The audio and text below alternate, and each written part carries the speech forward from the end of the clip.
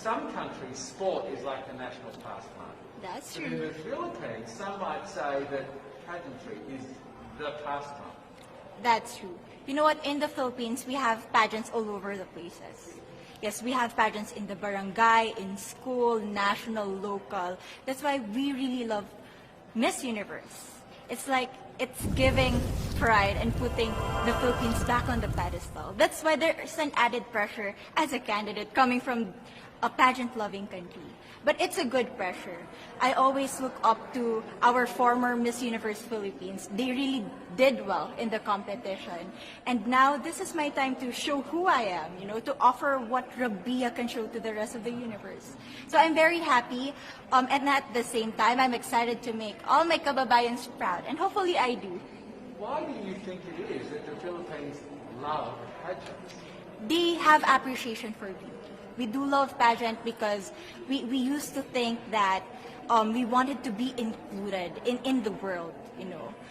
I have to be honest, in the Philippines, my skin color used to be not the standard of beauty. I was obsessed whitening my skin because these are the kinds of beauty queen we see on the mainstream.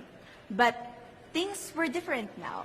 That's why I'm very proud to be a morena. In the Philippines, we call it morena. It's brown skin girl. And to be able to represent, my color, my identity as a true Filipina. Tell me about your journey to being crowned Miss Philippines. In a world that, in a country I should say, that loves pageants. That must have been a very intense process. Tell me about, your journey to being Miss Philippines. Well, my journey was crazy. You know what? I started to be a dark horse. Nobody noticed me. Nobody knows I was in the competition up until the preliminary and the coronation night. And when I won, I received different comments. Of course, there were people who didn't expect me to do well, who think that I cheated. That's why I need to redeem myself in Miss Universe. I really need to do well in this competition. And the thing is, I love pressure. I love criticism. I get better every day with that. You tell me I cannot do that, I turn to you and I'm going to say that, no, I can do it for myself. Good for you. So how does it feel then to be on the global stage? How do you feel to be here in this moment, right now? It's crazy, but I'm overwhelmed with the support, not just from the Filipino community, but also from Thailand, Latin countries who do appreciate me as a candidate, as a person. It motivates me that I am beautiful, I can offer so much in this world, and when somebody believes in you, it gives you that extra energy to really do well and perform well. Do you have a sense with the girls, all of the girls competing, you're competing, but is there a sense of camaraderie with all of the girls? Is there a real spirit to, sort of motivate each other to do better? You know what? I have a different idea about Miss Universe. I thought it's going to be very competitive, in a healthy way, well, of course. But now I can see every girl helping each other, from fixing those hairs, from trying to zip up those outfits. It speaks of the closeness and the kind of camaraderie that we want to have. The goal of Miss Universe is not just to crown one girl, but also to build a genuine and long-lasting friendships among us. Would you say within the Miss Universe world, the contestants, is there a sisterhood? Are you sisters?